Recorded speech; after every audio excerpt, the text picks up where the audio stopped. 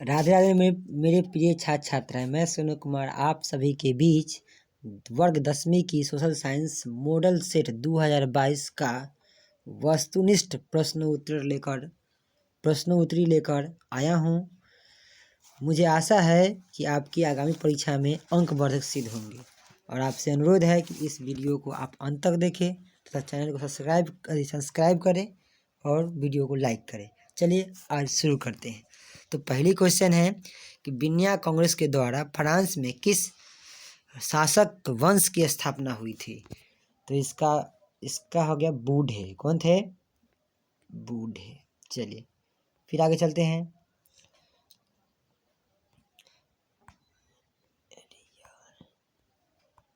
अगला कहता है, इसका आंसर हो गया आपका सी, ऑप्शन नंबर सी। फिर चलते हैं आगे। कहता है कि जर्मन राइन राज्य का निर्माण किसने किया था? जर्मन राइन राज्य का निर्माण आपको भी पता है, नेपोलियन बोनापार्ट ने किया था। फिर चलते हैं आगे कि भारतीय शासन प्रणाली है। तो भारतीय शासन प्रणाली आपका है एक संशोधनात्मक है। फिर आगे चलते हैं। 1993 ईस्वी में बेल्जियम के संविधान में कुछ बदलाव किए गए। इन बदलावों का प्रमुख उद्देश्य क्या था? इन बदलावों का प्रमुख उद्देश्य था संघीय शासन प्रणाली अपनाना। फिर चलते आगे। मरियान किस देश के राष्ट्रवाद का प्रतीक था? मरियान किस देश के राष्ट्रवाद का प्रतीक था? तो इसका आंसर है फ्रांस। फिर चलते हैं। कहता है रूस की बोल्शेविक क्रांति का नेतृत्व किसने किया? रूस का बोल्शेविक क्रांति का नेतृत्व ये किया था लेनिन ने। कौन किया था? लेनिन। ठीक है, यानी ऑप्शन नंबर आपका हो गया सी। फिर चलते आगे। 1917 ईस्वी की रूसी क्रांति के समय किस जार का शासक था?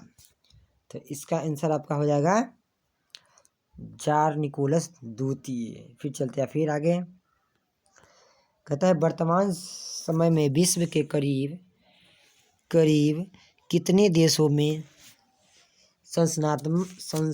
संघात्मक शासन प्रणाली लागू की गई है? तो इसका आंसर है 75। फिर चलते इसका ऑप्शन सी। फिर आगे कहता है कि राजनीतिक दलों की नींव सर्वप्रथम किस देश में पड़ी? राजनीतिक दलों का नींव सर्वप्रथम ब्रिटेन में पड़ा था। चलिए फिर आगे चलते हैं। इनमें बहुजन समाज पार्टी के संस्थापक कौन थे? इनमें बहुजन समाज पार्टी के संस्थापक, इसका आंसर हो जाएगा काशीराम। आप लोग नाम सुने होंगे, काशीराम। फिर आगे चलते हैं, यानी ऑप्शन नंबर इसका हो जाएगा डी। फिर चलते आगे कि चीन पहुंचने वाला प्रथम व्यापारी कौन था? हिंद चीन पहुंचने वाला प्रथम व्यापारी था पुर्तगाली। अंकोर वाट मंदिर कहाँ है? अंकोर वाट मंदिर आप लोग, ये तो बहुत आसान सवाल है, कंबोडिया में। फिर चलते आगे। किस तिथि को पूर्ण स्वतंत्रता दिवस घोषित किया गया है? किस देश तिथि को पूर्ण स्वतंत्रता दिवस घोषित किया गया है? तो इसका आंसर है 26 जनवरी 1930 को। फिर कहता है भारतवर्ष का सबसे पुराना राजनीतिक दल कौन है? भारतवर्ष का सबसे पुराना राजनीतिक दल है कांग्रेस। इसको भारतीय राष्ट्रीय कांग्रेस कहते हैं, कांग्रेस। फिर आगे चलते हैं, यानी ऑप्शन नंबर डी। फिर कहता है कि लोकतंत्र का सर्वोत्तम गुण क्या है? लोकतंत्र का सर्वोत्तम गुण क्या है? इसका ऑप्शन में हो जाएगा आपका है ना, ये ऑप्शन नंबर आपका हो जाएगा नागरिकों की गरिमा में वृद्धि करना। फिर आगे चलते हैं। लोकतंत्र जनता के द्वारा और जनता के लिए शासन है, यह कथन किसका है? तो यह कथन है अब्राहम लिंकन का। फिर आगे चलते हैं। राष्ट्रीय स्वयंसेवक संघ की स्थापना कब की गई थी? राष्ट्रीय स्वयंसेवक संघ की स्थापना कब की गई थी? तो इसका आंसर 1925 में केवी हेड गेवार के द्वारा किया गया था। वेदों की ओर लौटो, ये नारा किसने दिया था? वेदों की ओर लौटो, ये नारा दिए थे स्वामी दयानंद सरस्वती। और इन्होंने ही क्या किया, 1875 ईस्वी में आर्य समाज की स्थापना किया, है ना। और इनको 1883 में मृत्यु हो गया, ये भी ध्यान रखना है। और इनका जन्म 1824 में जन्म उनका हुआ है, गुजरात के टंकना प्रांत में। चलिए फिर चलते आगे। काली मिट्टी का दूसरा नाम क्या है? इसका नाम रेगूर मिट्टी नाम है, जो काली मिट्टी कपास की फसल के लिए बहुत ही उपयुक्त होते हैं और सिंचाई के लिए कम पानी की आवश्यकता होता है, कम पानी यानी जल की आवश्यकता है। ठीक है, ये भी याद रखें। फिर आगे चलते हैं। सन 1854 ईस्वी सर्वप्रथम कपड़ा मिल कहाँ स्थापित किए गए थे? 1854 ईस्वी में सर्वप्रथम तो मुंबई में, क्योंकि मुंबई को ही क्या कहते हैं? सूती वस्त्र की राजधानी, सूती वस्त्र की राजधानी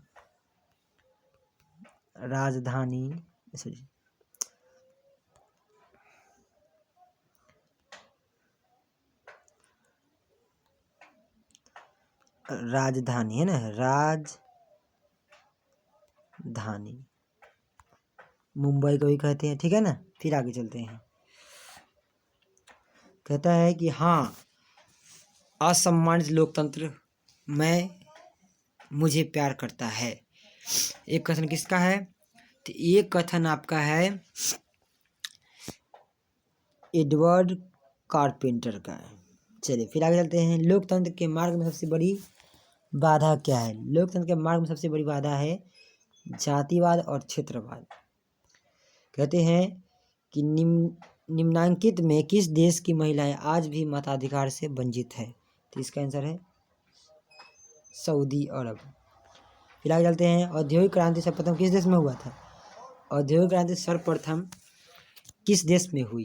तो इसका आंसर है इंग्लैंड में हुआ था। चलिए, कहता है पटना का गोल घर का निर्माण किस वर्ष किया गया था? पटना का गोल घर का निर्माण किस वर्ष किया गया था? तो इसका आंसर है आपका 1776 ईस्वी में, 1786 ईस्वी में। चलिए फिर आगे चलते हैं। अंग्रेज यात्री राल्फ फिच ने पटना की यात्रा कब की? अंग्रेज यात्री राल्फ फिच ने पटना की यात्रा कब की? तो इसका आंसर आपका हो जाएगा 1856 ईस्वी में। फिर चलते आगे। अमेरिकी मुद्रा का क्या नाम है? तो इसका नाम है डॉलर। फिर आगे चलते हैं। अस्थाई कृषि के प्रभाव से कैसा जमाव संभव हुआ है? तो इसका आंसर संपत्ति का जमाव संभव हो गया। फिर आगे चलते हैं।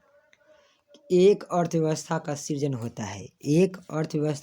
होता है आपको प्राकृतिक संसाधनों से होता है, भौतिक संसाधनों से होता है, मानवीय संसाधनों से, यानी उपयुक्त सभी इसमें से क्या हो जाएंगे? सही है। फिर अर्थव्यवस्थाओं के प्रकार है, तो आपको पता है इसका आंसर हो जाएगा 3 प्रकार है। सॉरी अर्थव्यवस्थाओं का प्रकार है 2, है ना। फिर आगे चलते हैं कि इनमें कौन से देश मिश्रित अर्थव्यवस्था है? तो इसका आंसर है भारत। फिर आगे चलते हैं। राष्ट्रीय आय में सम्मिलित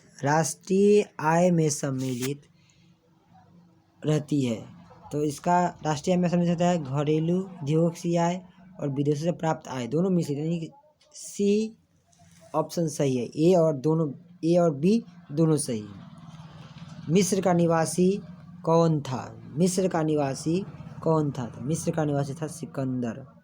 फिर चलते हैं। रेशम मार्ग कहाँ से आरंभ हुआ? तो इसका आंसर है बी चीन से। ठीक, आगे चलते हैं। आधुनिक भारतीय प्रेस का आरंभ 1766 ईस्वी में किसके द्वारा किया गया था? आधुनिक भारतीय प्रेस का आरंभ 1786 में किसके द्वारा किया 1766 में किसके द्वारा किया गया था? तो विलियम वुड्स के द्वारा। आगे चलते हैं। इंग्लैंड में मुद्रण कला का प्रचार किसने किया है? इंग्लैंड में मुद्रण कला का प्रचार किया था कैक्सटन ने किया था। ठीक है, आगे चलते हैं। फिर भारत की राष्ट्रीय आय का सर्वप्रथम अनुमान किसने लगाया था? भारत की राष्ट्रीय आय का सर्वप्रथम अनुमान दादा भाई नौरोजी ने लगाया था, यानी ऑप्शन नंबर डी। पूंजी का निर्माण होता है ऑप्शन नंबर डी बचत के द्वारा। साख का क्या अर्थ है? साख का क्या अर्थ है? साख का अर्थ है विश्वास करना और ऋण लौटाने की क्षमता, यानी कि ए और बी दोनों सही है, ऑप्शन नंबर सी। कहता व्यापारिक बैंकों का राष्ट्रीयकरण कब किया गया? व्यापारिक बैंकों का राष्ट्रीयकरण कब किया गया? तो 1969 में किया गया। ठीक है, फिर यानी ऑप्शन नंबर ए। फिर आगे चलते हैं कि निम्नलिखित में कौन प्राकृतिक संसाधन नहीं है? निम्नलिखित में कौन प्राकृतिक संसाधन नहीं है? तो इसका आंसर हो जाएगा नगर। फिर आगे चलते हैं।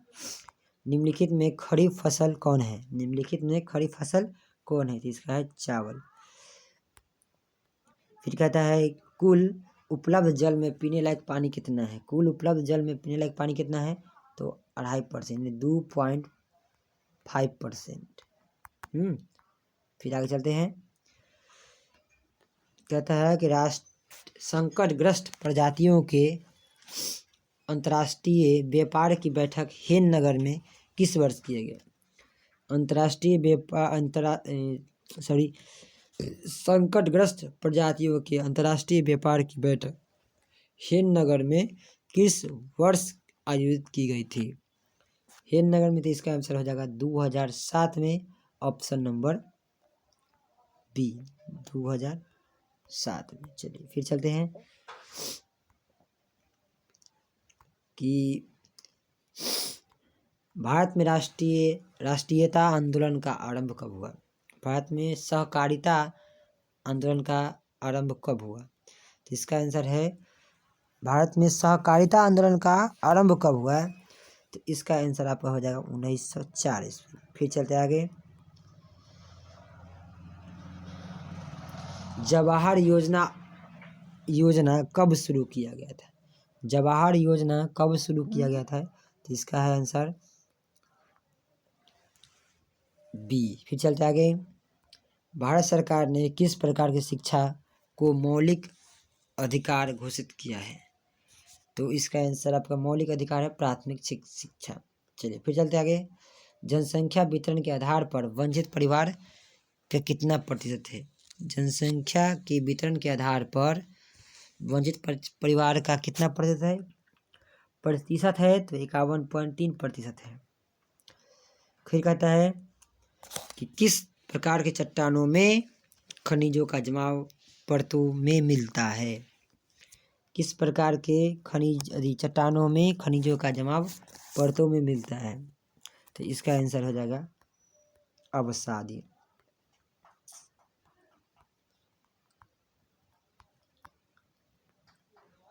Number B. फिर आगे चलते हैं। भारत में जल विद्युत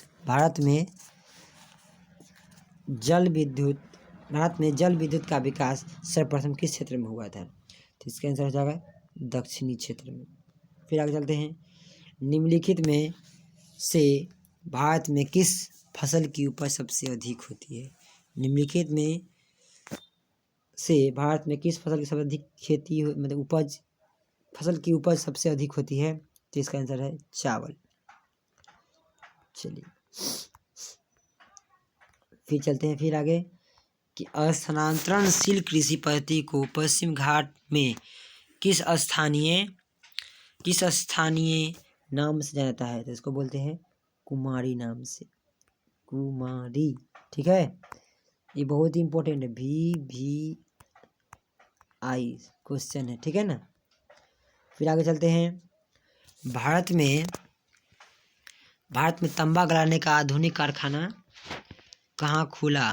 भारत में तांबा गलाने का आधुनिक कारखाना कहाँ खुला? तो इसका है आधुनिक कारखाना खुला है घाटशिला में। ठीक है। निम्नांकित में कौन सी संस्था वैश्वीकरण के विस्तार में सहायक है? निम्नांकित में कौन सी संस्था वैश्वीकरण के विस्तार में सहायक है? तो इसको बोलते हैं एक्शन ए को बोलते हैं IMF, दूसरा है WB यानी वर्ल्ड बैंक, दूसरा है WTO। यानी 3 के 3 संस्था भी क्या है, ये वैश्वीकरण के विस्तार में सहायक है, यानी ऑप्शन नंबर डी। फिर आगे चलते हैं। भारत में मानव अधिकार सुरक्षा अधिनियम कब पारित किया गया? भारत में मानव अधिकार सुरक्षा अधिनियम कब पारित किया गया था? इसका आंसर हो जाएगा 1993 से। फिर चलते आगे। हॉलमार्क शब्द किस वस्तु की गुणवत्ता का प्रमाण करता है? हॉलमार्क शब्द किस वस्तु की गुणवत्ता का प्रमाण है? तो इसका आंसर हो जाएगा सी, सोने के आभूषण का। ठीक है। फिर 56 का चलते हैं। भारत में भूकंप आने का मुख्य कारण क्या है? भारत में भूकंप आने का मुख्य कारण है, सॉरी, महाराष्ट्र में भूकंप आने का मुख्य कारण क्या है? महाराष्ट्र में भूकंप आने का मुख्य कारण है कोयना बांध का निर्माण किया है। कहता है निम्नलिखित में से कौन उद्योग कृषि पर आधारित नहीं है? निम्नलिखित में से कौन उद्योग कृषि पर आधारित नहीं है? तो इसका आंसर हो जाएगा आपका पी, कोच्चि। फिर आगे चलते हैं कि अंतर्राष्ट्रीय हवाई पतन का नया नाम क्या है? मुंबई अंतर्राष्ट्रीय हवाई पतन का क्या नाम है? तो इसका नाम है शिवाजी, छत्रपति शिवाजी हवाई पतन। फिर चलते आगे कि इनमें सबसे दक्षिणी पत्तन कौन है? इनमें सबसे दक्षिणी पत्तन कौन है? तो इसका आंसर है तूतीकोरिन, तूतीकोरिन। फिर चलते आगे। बिहार के जूट उत्पादन में क्या है? अभी गिरावट आई है। फिर चलते आगे। बाढ़ क्या है? तो बाढ़ क्या है? तो बाढ़ एक प्राकृतिक आपदा है ना। फिर आगे चलते हैं। सुनामी किस स्थान पर आता है? सुनामी किस स्थान पे आता है? सुनामी हमेशा समुद्र में ही आता है। ठीक है ना, ये भी ध्यान रखेंगे। चलिए, भूकंप आता है स्थल में। मतलब भारत में कितने प्रतिशत भूमि भूकंप प्रभावित है? भारत में कितने प्रतिशत भूमि भूकंप प्रभावित है? तो इसका आंसर हो जाएगा 54%। फिर आगे कहता है बिहार में तंबाकू उत्पादक क्षेत्र है। बिहार में तंबाकू उत्पादक क्षेत्र है तो गंगा के उत्तरी मैदान। फिर आगे चलते हैं कि प्राकृतिक मानचित्र में मरुभूमि को किस रंग में प्रदर्शित किया जाता है? प्राकृतिक मानचित्र में मरुभूमि को किस रंग से प्रदर्शित किया जाता है? तो इसका हो जाएगा पीला। पीला से मरुभूमि को दर्शाया जाता है मानचित्र में। ठीक है। फिर आगे कहता है इनमें उच्चावच प्रदर्शनी की सर्वोत्तम विधि कौन सी मानी जाती है? इनमें उच्चावच प्रदर्शनी की सर्वोत्तम विधि कौन सी मानी जाती है? तो इसका आंसर हो जाएगा आपका कंटूर या सर्वोच्च रेखाएं। ठीक है। इनमें कौन सबसे कीमती और नवीकरणीय संसाधन है? इनमें कौन सबसे कीमती और नवीकरणीय संसाधन है? इसको ध्यान से पढ़कर ही टिक लगाइएगा। डी यानी खनिज। फिर कहता है इनमें कहाँ जैविक मिट्टी नहीं पाई जाती? इनमें कहाँ जैविक मिट्टी नहीं पाई जाती है? तो इसका आंसर है झारखंड। फिर चलते हैं निम्न में से कौन मानव जनित आपदा है? निम्न में से कौन मानव जनित आपदा है? तो इसका आंसर हो जाएगा आपका इनमें से कौन मानव जनित आपदा है, तो इसका सांप्रदायिक आतंकवाद महामारी, ठीक है ना, यानी ऑप्शन नंबर डी। फिर चलते हैं, निम्नलिखित में कौन मिश्रित अर्थव्यवस्था की विशेषता है? तो कहता है निजी क्षेत्र, सार्वजनिक क्षेत्र और आर्थिक नियोजन क्षेत्र और इनमें से सभी। मिश्रित अर्थव्यवस्था का विशेषता है इनमें से सभी। निजी क्षेत्र भी आते हैं, सहयोग करते हैं राष्ट्रीय में, सार्वजनिक क्षेत्र भी करते हैं और आर्थिक नियोजन के द्वारा ही सहयोग किया जाता है। तो निम्नलिखित में कौन सा संस्था भारत में मुद्रा जारी करने के लिए अधिकृत है? तो इसका ऑप्शन हो जाएगा रिजर्व बैंक ऑफ इंडिया, जिसको आरबीआई बोलते हैं। आरबीआई, इसकी स्थापना 1935 में हुआ था, है ना। फिर आगे चलते हैं, इनमें किस परियोजना का मुख्य उद्देश्य बाढ़ नियंत्रण है? इनमें किस परियोजना का मुख्य उद्देश्य बाढ़ नियंत्रण है? तो इसका आंसर है कोसी। किसका आंसर है इसका? कोसी। फिर आगे चलते हैं, भारत के किस राज्य में वन का सबसे अधिक विस्तार है? ये सबसे आसान सवाल है, मध्य प्रदेश। फिर आगे चलते हैं, निम्नलिखित में किस खनिज के साथ प्राकृतिक गैस पाई जाती है? निम्नलिखित में किस खनिज के साथ प्राकृतिक गैस पाई जाती है? तो इसका हो जाएगा पेट्रोलियम। फिर आगे चलते हैं, सियासत में निम्नलिखित व्यक्तियों में कौन लोकतंत्र में रंग भेद के विरोधी नहीं है? तो इसका आंसर है जूडी। सर्वप्रथम पूछा कि रंग भेद का विरोधी कौन थे? तो मार्टिन लूथर किंग, ये याद रखिएगा, ठीक है ना, मार्टिन लूथर किंग। चलिए फिर चलते हैं,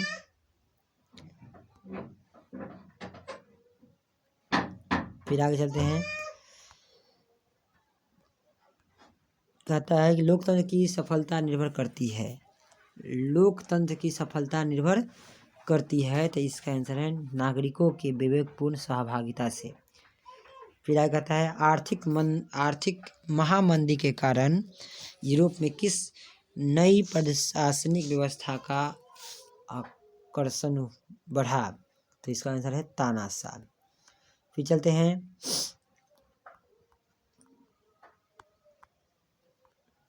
कहता है कि सत्ता की भागीदारी की एक अनूठी एवं सर्वोत्तम प्रणाली किस देश में विकसित की गई थी? तो इसका आंसर है बेल्जियम में। फिर आगे चलते हैं, इनमें सत्ता की साझेदारी का एक सही लाभ क्या है? इनमें सत्ता की साझेदारी का सही लाभ क्या है? तो इसका आंसर हो जाएगा सी, समुदायों के बीच टकराव में कमी आना। चलिए फिर चलते हैं आगे, और हमारा आपके साथ जो बने रहे इसलिए धन्यवाद। Thanks for watching.